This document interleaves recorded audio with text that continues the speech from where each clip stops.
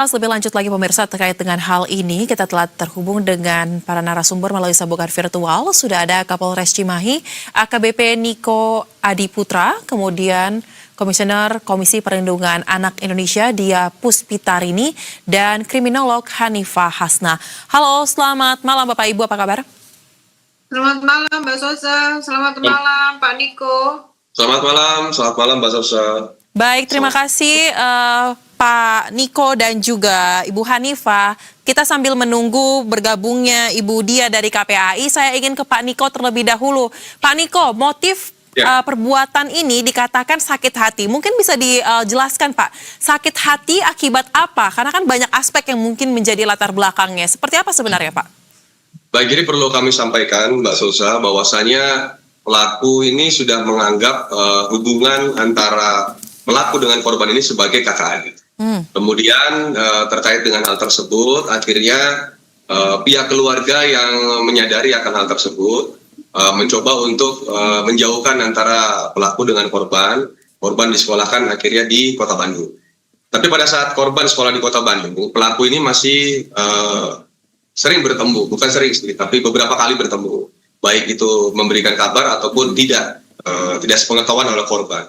Dan korban akhirnya mulai mencoba untuk menjauhi pelaku dan sampai akhirnya seperti yang kami sampaikan bahwa korban memberikan pernyataan sikap untuk tidak lagi berteman. Dan disitulah adalah titik pelaku akhirnya merasa sakit hati dan akhirnya berniat untuk menghabisi nyawa korban di Kota Bandung. Demikian. Baik, Pak Niko, ini cukup aneh juga nih kalau kita lihat pelaku menganggap hubungannya dengan korban seperti kakak adik, tetapi sepertinya pihak dari keluarga korban tidak menyukai hubungan kakak adik ini. Nah, kakak adik ini seperti apa memang, apakah ada dampak negatif yang dirasakan keluarga korban terhadap si korban setelah berdekatan atau kenal lebih jauh dengan si pelaku, atau seperti apa sebenarnya Pak alasannya? Ya, nanti akan kami coba tentunya dalami lebih lanjut, karena mungkin itu nanti dari pihak keluarga yang bisa menjelaskan lebih jelasnya dan lebih rincinya. Tapi pada dasarnya secara garis besar yang kami dapat simpulkan awal bahwa sampai hati akhirnya pelaku melakukan perbuatan tersebut dikarenakan karena sakit hati adanya perkataan daripada korban yang menyatakan bahwa disudahi saja pertemanannya sehingga tidak perlu lagi datang ke Bandung. Itulah yang akhirnya membuat pelaku merasa sakit hati dan akhirnya mengajak pelaku lain AP untuk menghabisi nyawa korban. Demikian, Mbak Sosa. Baik, kalau begitu saya ingin perspektif dari kriminolog Ibu Hanifah. Kalau kita lihat tadi penjelasan yang cukup jelas ya dari Pak Niko mengenai motif sakit hati yang menjadi alasan perbuatan ini dilakukan oleh pelaku dan mengajak temannya untuk melakukan hal serupa. Masuk akal nggak sih Bu? Atau ini menjadi alasan yang sangat kuat Bu untuk dia melakukan tindakan sadis ini? Ya, baik. Sangat masuk akal Mbak Sosa, apalagi ini pelakunya adalah remaja ya, di mana remaja itu pengendalian dirinya masih kurang, terus resolusi konfliknya juga masih kurang. Selain itu, biasanya mereka juga tidak memahami konsekuensi dari apa yang sudah dilakukan. Kalau kita melihat hanya pemutusan pertemanan, kita bisa bilang ini hanya gitu ya. Tapi bagi remaja bahwa pertemanan itu adalah status sosial. Jadi ketika mereka ditolak atau diputuskan, sakit hatinya itu bertumpuk-tumpuk menjadi sebuah dendam. Tapi dari kasus ini bisa kita lihat bahwa ada dinamika kekerasan yang sangat-sangat nampak. Yang pertama, karena dia itu ada fase konflik, yaitu fase sakit hati. Kemudian fase ruminasi. Fase ruminasi itu di mana seseorang yang sakit hati itu mencari-cari cara apa sebenarnya aku yang salah, bagaimana caraku menyelesaikan hal ini. Kemudian ada eskalasi. Ketika sakit hati ini aku simpan sendiri, dia tidak akan menerima akibatnya. Hal ini harus aku sampaikan dengan cara-cara ekstrim atau cara-cara tertentu sehingga sakit hatiku terbalaskan. Akhirnya ada kekerasan yang dilakukan atau kondisi-kondisi atau perilaku ekstrim yang dilakukan pada korban. Tapi setelah itu dia juga mengalami fase-fase pasca kejadian di mana dia mulai memanipulasi. Berarti ini kan ada dinamika kekerasan yang terjadi dalam kasus ini yang dilakukan oleh remaja di mana dia belum tahu apa akibat dari yang sudah dia lakukan. Baik, jadi sangat wajar ya mengingat status sosial atau pertemanan ini menjadi hal yang sangat penting oleh anak-anak di usia remaja tersebut ya. Jadi cukup kuat alasannya untuk melakukan tindakan ini. Nah Pak Niko, dari hasil pemeriksaan Pak, keterangan terhadap pihak-pihak terkait, sebenarnya pelaku dan korban ini sudah saling kenal dan berteman itu sejak tahun kapan sampai kapan Pak? Baik, kalau untuk perkenalannya adalah dari mulai sebelum pindahnya ke Bandung, itu adalah sekolah di sana dari mulai kelas 5 SD, berarti kurang lebih 3 sampai Oke. 4 tahun ke belakang itu sudah saling mengenal. Jadi ada beberapa mungkin kejadian yang dia sering bermain dengan bersama-sama dengan teman-teman yang lain seperti biasa saja.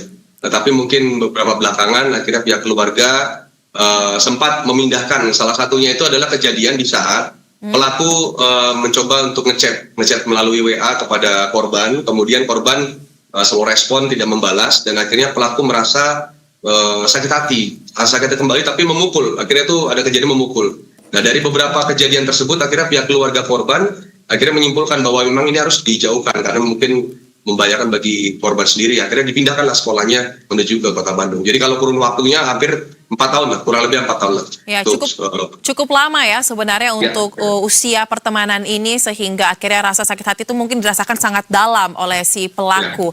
Nah, Pak Niko, ini kan kalau tidak salah kejadiannya 9 Januari, tapi baru terungkap, baru ditemui. 9 Februari. Oh, 9 Februari dan terungkapnya di 13 ya Pak ya? 13. Betul. 13. Berarti ada selang waktu kurang lebih 4 hari. 4-5 hari. Ya, 4-5 hari itu. Nah, dalam rentang tersebut Pak, apakah pihak kepolisian pernah menerima terkait dengan laporan orang hilang? Karena kan tadi sempat dikatakan bahwa handphonenya diambil, terus pelaku seolah-olah memberikan chat, memberitahu kalau misalnya si anak ini seolah-olah lagi diculik nih Pak. Nah, apakah dari pihak keluarga sempat menerima memasukkan laporan kepolisian? Baik, jadi perlu kami sampaikan ke Mbak Soza bahwasanya SMP 26 di mana sekolah sekolahnya korban itu ada di Kota Bandung. Tentunya pada saat tidak datangnya, pihak keluarga sudah mencoba untuk menghubungi pelaku terlebih dahulu, karena pada saat dulu di Garut sempat ada pelaku sempat menyembunyikan korban di rumahnya, dan itu juga pernah kejadian itu takutnya terulang kembali. Sehingga pada saat tidak pulang ke rumah, itu besok harinya pelaku itu dikumpulkan di salah satu rumah Pak RT untuk ditanyakan apakah dia melihat korban, dan alibi di situ pelaku tidak melihat. Nah, pada saat dia ketakutan, akhirnya dia memunculkanlah alibi, dia membuat alibi baru bahwa seolah-olah sosok korban ini masih hidup dengan dia mengechat, padahal itu adalah pelaku sendiri. Disampaikan bahwa dia telah diculik, dia dimasukkan ke dalam mobil, bahwa itu sebenarnya tidak ada. Itu adalah alibi dari pelaku yang ingin memunculkan sosok korban yang seolah-olah masih hidup pada saat itu. Baik. Alibi dari pelaku yang dia bangun sendiri untuk menutupi perbuatannya. Nah, saat ini Ibu Dia dari KPAI sudah bergabung dengan kita. Ibu Dia, terkait dengan kasus yang terjadi ini Bu, seorang anak usia 14 tahun masih duduk di SMP, dibunuh oleh 2 orang yang lebih tua ya, duduk di SMK 16 dan 17 tahun.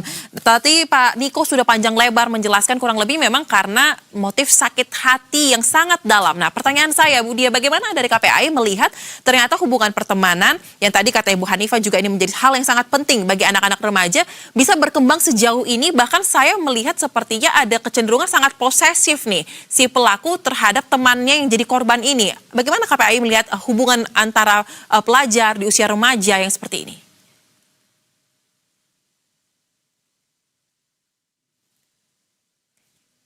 Ibu Dia. Halo, suara saya bisa terdengar? Baik, kami sudah menangkap suara Anda tadi. Apakah pertanyaannya sudah terdengar, Bu? Ya. Baik, silakan. Sudah. Ya, jadi kalau kami melihat memang ini sebenarnya lebih kepada motif pertemanan ya. Kalau di data KPAI itu pengeroyokan, kejadian anak jadi korban pengeroyokan dan pembunuhan itu ada juga yang karena pertemanan juga, Mbak. Tetapi mohon izin Pak Kapolres, tadi saya berkomunikasi dengan Ibu Kanit ya, bahwa kami minta juga agar penyelidikan ini dikembangkan, mengingat karena memang hari-hari ini masih libur ya, sehingga kan anak berkonflik dengan hukum belum didampingi oleh Bapas dan Peksos. Bapas dan Peksos pekerja sosial ini Mbak, ini terutama nanti bisa sangat membantu untuk mengungkapnya. Karena pertemanan yang seperti ini sudah sangat tidak wajar sepertinya ya Pak Kapolres ya, yang mungkin nanti bisa didalami lebih lanjut. Dan yang kami sedihkan Mbak, ini kan seperti memang sudah terencana dengan sangat baik. Ya. Dan kami juga memohon apakah ada kaitannya dengan media sosial, karena di tahun 2023 kebetulan saya pernah menangani kasus yang hampir mirip di Makassar, di mana anak dibunuh mau dijual organ tubuhnya oleh temannya. Nah, itu juga karena pengaruh media sosial. Nah, kemudian kalau KPAI melihat ya, ini sebenarnya satu bentuk pertemanan yang lebih kepada apa ya, destroy, atau istilahnya yang bisa sudah sangat berlebih begitu ya, posesif berlebihan, sehingga dia sampai tidak terima ketika temannya ini menjauh ya, ataupun mungkin kepemilikan yang sangat dalam, sehingga pada akhirnya seseorang akan berani melakukan itu. Tentu saja kalau untuk anak-anak sebenarnya ini di luar akal pikiran anak-anak, Mbak, karena ini sudah sangat terlalu jauh. Tetapi yang kami khawatirkan faktor media sosial tadi, Pak Kapolres dan Mbak ya, yang mungkin saja ini bisa sangat mempengaruhi anak-anak kita hari ini, begitu Mbak? Memang terkait dengan gaya pertemanan ini bisa dikatakan tidak lazim ya Bu ya di usia anak remaja, apalagi tadi seperti sangat posesif. Nah kalau begitu Bu Hanifah, Anda melihat gaya pertemanan tadi penting ya, pertemanan ini menjadi hal yang penting bagi remaja. Nah gaya pertemanan yang sangat posesif seperti ini, bahkan memiliki rasa kepemilikan yang sangat dalam, menurut Anda ini biasanya dan berdasarkan pengamatan Anda Bu ya atas kasus-kasus yang sudah terjadi, biasanya muncul secara alami dari sisi pelaku atau ada pengaruh mungkin dari orang luar, dari apa yang dikonsumsi juga mungkin dari media sosial sehingga menimbulkan suatu tindakan yang seperti ini Bu? Oke, baik. Jadi kalau secara kriminologi sebetulnya mau pertemanan atau kemarahan atau diputus hubungan itu sebetulnya bukan faktor tunggal. Kalau dari kriminologi biasanya anak ini memang sudah bermasalah secara individu gitu ya. Jadi secara psikologisnya kemungkinan anak-anak ini karena dia tidak mempunyai regulasi emosi.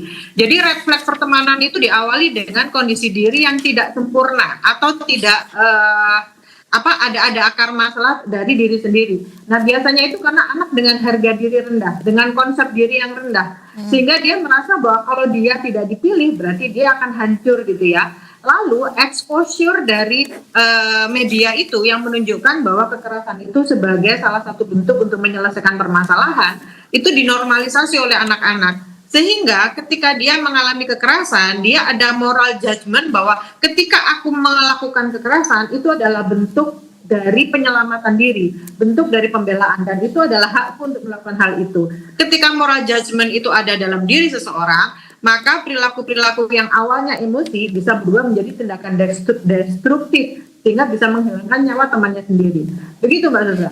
Baik, berarti ada pengaruh ya, paparan dari luar yang akhirnya terakumulasi membentuk. Karena sudah terlalu bebas Mbak, karena sudah terlalu bebas dan dimanapun anak-anak sudah mendapatkan itu. Tapi walaupun demikian ketika literasi emosi itu tidak dibenarkan, tidak dimulai dari orang tua, maka kondisi-kondisi anak-anak dalam kondisi yang rentan dan exposure media dengan kekerasan ini ada, maka mereka tidak bisa meregulasi emosi dan tidak bisa menyelesaikan permasalahannya dengan baik, sehingga kekerasan dijadikan alat untuk menyelesaikan permasalahannya. Lagi-lagi ini menjadi kasus yang membuka mata kita ya, betapa pentingnya sebenarnya pola pengasuhan, pengawasan dari orang tua, memperhatikan apa saja yang dikonsumsi sehingga paparan dari hal-hal yang bisa dicegah ini tidak terlalu memapar anak dan akhirnya menimbulkan hal-hal yang destruktif seperti ini dalam pertemanan ya. Nah Bapak Ibu, kita akan melanjutkan dialog, tapi mungkin sebelum jeda saya ingin tanya singkat saja mungkin kepada Pak Niko.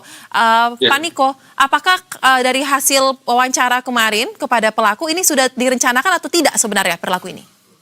Sudah direncanakan dari awal. Jadi si eksekutor, saudara YA ini sudah mengajak. Sebenarnya kalau waktu kejadian tanggal 9, ini mereka sudah merencanakan 2 hari sebelumnya, bahwa hari Sabtunya, itu sebenarnya saudara YA ini sudah mengajak AP untuk berangkat, tetapi saudara AP ada pekerjaan akhirnya membatalkan diri. Jadi sudah disiapkan semua perlengkapannya baik motor maupun pisaunya. Demikian Mbak Saudara. Baik, sudah direncanakan. Kita akan lanjutkan pembahasan terkait dengan hal ini Bapak Ibu, tapi kita harus simak terlebih dahulu kumandang azan maghrib berikut ini.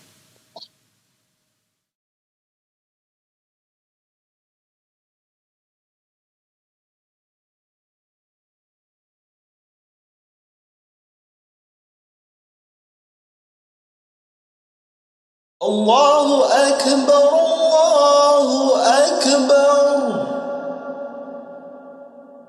Allahu Akbar, Allahu Akbar. أشهد أن لا إله إلا الله أشهد أن لا إله إلا الله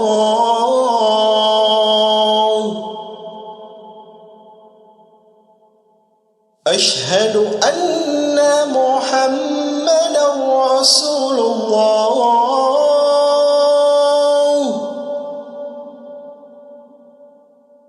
أشهد أن محمدا رسول الله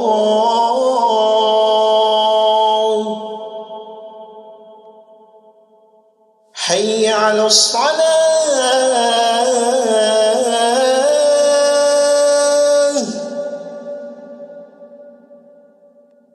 حي على الصلاة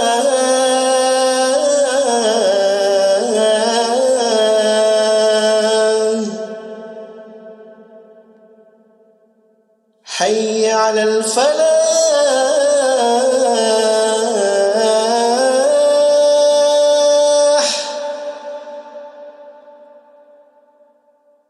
حي على الفلاح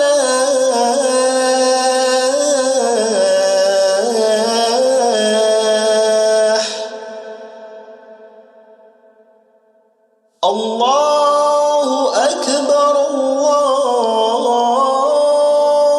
أكبر لا إله إلا الله. Terima kasih pemirsa, Anda kembali bersama kami di Berita Satu Utama dan kita lanjutkan dialog bersama dengan para narasumber. Saya ingin ke Bu Dia kalau begitu. Bu Dia, karena kan pelaku ini masih dalam kategori anak ya Bu ya, sehingga ada pendampingan yang akan dilakukan oleh KPAI. Nah Bu, kira-kira pendampingan ini akan bentuknya sepanjang proses ini sampai dengan nantinya di meja hijau kah, dan apa saja mungkin yang akan digali dan bagaimana kira-kira permasalahan ini akan diselesaikan ujungnya? Ya, yang pertama kami mendampingi karena di kasus ini ada 2 anak ya yang dalam kondisi perlindungan khusus. Yang pertama adalah anak korban kekerasan fisik, di mana anak sampai meninggal dunia. Kemudian yang kedua adalah anak berkonflik dengan hukum. Ada 2 orang anak. Nah, 2 hal ini nanti pendekatannya berbeda. Tetapi kami sesuai dengan Undang-Undang Perlindungan Anak pasal 59A, amanat yang pertama adalah prosesnya cepat. Pak Kapolres tadi saya titip ke Bu Kanit bahwa proses harus cepat karena ini anak-anak. Yang kedua ada pendampingan psikologis yang diberikan kepada keluarga karena anak sudah meninggal dunia. Yang ketiga ada bantuan sosial yang diberikan karena ini terkait dengan keluarga, dan yang terakhir perlindungan hukum. Nah, kami akan memastikan proses ini satu berjalan sesuai dengan Undang-Undang Perlindungan Anak dan Undang-Undang Sistem Peradilan Pidana Anak. Nah, sampai sejauh mana tentu saja kami memastikan sampai anak ini mendapatkan putusan. Ya, ini kan belum gelar perkara sepertinya ya Pak Kapolres ya. Jadi nanti kan masih ada proses gelar perkara, terus kemudian nanti ada sampai olah TKP dan lain sebagainya. Kami juga titip berpesan bahwa ini masih anak-anak sesuai dengan pasal 64 Undang-Undang Perlindungan Anak. Ini identitasnya juga harus dilindungi, kemudian harus mendapatkan tindakan yang manusiawi. Dan tentu saja saya mohon izin juga nanti kalau disampaikan preskon dari pihak Polres ini agar sesuai dengan Undang-Undang Sistem Peradilan Pidana Anak. Begitu Mbak, dan kami pastikan ya anak tetap berproses dengan hukum kalau seperti ini. Begitu, baik, Mbak. Karena memang anak jadi undang-undangnya khusus ya Bu ya, lex spesialis yang akan digunakan dalam kasus ini. Nah Pak Kapolres, kami ingin Anda memberikan respon terkait dengan kami mencoba menghimpun juga ya Pak. Ketika kami membuat berita ini ternyata tidak sedikit kami temukan banyak yang menduga, banyak isu yang beredar bahwa hubungan yang terjalin antara pelaku dan juga korban ini pertemanan, tetapi pertemanannya cenderung ke arah negatif. Dalam tanda kutip Pak, dikatakan ada dugaan hubungan sesama jenis. Apakah dari kepolisian pernah menggali atau melihat ada arah ke arah sana Pak sampai dengan detik ini semua data-data, fakta dan keterangan yang dikumpulkan Pak? Baik, tentunya Mbak Soza bahwa pihak kepolisian sampai saat ini masih terkait dengan masalah pemenuhan alat bukti untuk pelengkapan berkas perkara. Terkait dengan hal tersebut, seperti yang disampaikan oleh dia, kami juga sudah memohonkan dari pihak Peksos, yaitu dari Dinas Sosial Kabupaten Bandung Barat, untuk melakukan upaya pemeriksaan psikologi terhadap anak berhadapan dengan hukum. Dan juga Bapas terkait dengan penelitian antara hubungan pelaku dengan keluarga atau mungkin dengan lingkungan sekitar, sehingga bisa disimpulkan apa yang menjadi penyebab pelaku melakukan perbuatan tersebut. Lain daripada itu, nanti kami akan menyampaikan di pihak lain karena kami akan mendalami terkait dengan masalah motif dan pemenuhan alat bukti sesuai dengan berkas yang harus kami lengkapi untuk kami serahkan kepada pihak kejaksaan. Demikian, Mbak Sosa. Baik, berarti masih harus didalami dulu ya sebelum dipastikan terkait dengan hal ini. Nah, Bu Hanifah, kasus ini sudah berulang bolak-balik kita lihat Bu terjadi. Menurut Ibu, hemat Ibu, langkah paling strategis yang bisa dilakukan mungkin dari pihak keluarga dan juga pihak sekolah lingkungan terdekat. Bagaimana Bu untuk menjaga anak-anak kita tidak lagi menjadi anak-anak yang bisa melakukan hal-hal destruktif seperti ini, Bu? Oke, baik. Jadi kalau di kriminologi ada 3 hal yang membuat seseorang membuat terjadi kejahatan. Yang pertama adalah pelaku yang termotivasi, yang kedua ada korban yang tersedia korban gitu ya, ada korban yang rentan, yang ketiga ketiadaan pengawasan gitu.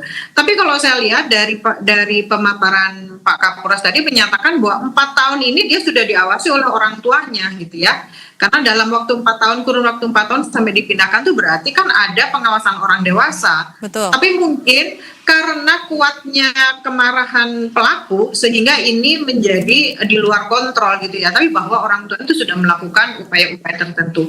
Jadi yang harus dilakukan sekarang adalah bagaimana keluarga, sekolah, lingkungan, bahkan ruang digital itu menjadi tempat yang aman bagi anak dan sama-sama melindungi anak-anak ini. Terutama mereka harus menangkap sinyal apakah anak ini dalam kondisi tertekan, apakah anak-anak ini dalam kondisi ada permasalahan yang tidak bisa diungkapkan. Jadi jangan pernah menganggap sinyal-sinyal itu sesuatu yang tidak penting. Bahkan ketika anak sudah mulai mengatakan atau membuat kalimat-kalimat terkait dengan takut, pengen bunuh diri, atau mau diserang, atau mau menghilang, ini adalah sinyal yang ditunjukkan. Tapi orang tua atau orang dewasa biasanya mengabaikan hal ini karena dianggap bercandaan. Nah, kondisi-kondisi seperti ini, apalagi kalau anak sampai memang membutuhkan profesional gitu ya, bantuan profesional gitu. Karena bagaimanapun juga kalau sekolah dan orang tua tidak bisa menyelesaikan sendiri, profesional yang harus dituju untuk menyelesaikan segala macam. Baik, kepekaan ya, dan jangan malu untuk membutuhkan atau mencari bantuan profesional jika memang dirasa sangat dibutuhkan. Nah, Pak Niko, kira-kira gelar perkara akan rencananya kapan, Pak? Dan untuk saat ini posisi kedua pelaku di mana, Pak? Nah, tentunya sudah kita laksanakan ada beberapa dari mulai tahapan penyidikan dan sampai saat ini juga sudah kurang lebih ada 13 saksi yang kita lakukan pemeriksaan. Dan seperti yang kami sampaikan, kami sudah memohonkan juga untuk pendampingan dari Peksos maupun dari Bapas. Dan tentunya terkait dengan hal yang tadi disampaikan, tentunya kita tetap akan menuruti peraturan dari kaidah daripada ABH anak berhadapan dengan hukum, yang mana hukum acaranya tentunya adalah hukum acara anak. Tetapi untuk perkenaan pasal adalah perkenaan pasal yang sesuai seperti yang kami kenakan, yaitu untuk pasal 80 ayat 3 Undang-Undang Perlindungan Anak dan dijuntukan ke 459 KUHP terkait dengan pembunuhan berencana. Demikian. Baik, terakhir kepada Bu Dia. Tadi Ibu di awal sudah menyampaikan sudah menjalin komunikasi ya dengan kanitnya langsung terkait dengan kasus ini. Tapi Bu, kira-kira dalam waktu dekat mungkin ada rencana akan langsung datang, mungkin bertemu, itu kapan Bu? Dan kira-kira bisa disampaikan juga untuk saat ini apa yang menjadi atensi penting bagi seluruh masyarakat berkaca dari kasus ini? Ya, setelah ini tentu saja Mbak, nanti kalau sudah tidak libur ya, mungkin hari Rabu kami akan berkoordinasi dengan OPD terkait, termasuk Dinas Pendidikan, kemudian Dinas UPTD PPA, kemudian Dinas Sosial, dan kami akan berupaya untuk menghubungi orang tua, dan kami akan bertemu langsung, yang kami usahakan untuk bertemu langsung dengan orang tua dalam waktu dekat. Dan kami juga berterima kasih Mbak, karena dari pihak kepolisian sudah melakukan otopsi, dan ini salah satu SOP untuk anak yang meninggal dengan tidak wajar adalah diotopsi agar bisa diketahui penyebab kematian dengan terang benderang. Begitu Mbak. Baik, kita akan kawal bersama kasus ini hingga akhirnya menemukan titik terang dan juga sampai dengan akhirnya bagaimana nantinya penerapan hukum akan dilakukan. Terima kasih untuk informasi dan diskusi yang sangat menarik Pak Niko, Ibu Hanifah dan juga Ibu Dia. Salam sehat, selamat kembali beraktivitas. Terima kasih Mbak Sosa. Terima kasih Mbak Sosa. Pak Niko, Mbak Dia. Ya, mayat di kampung gajah.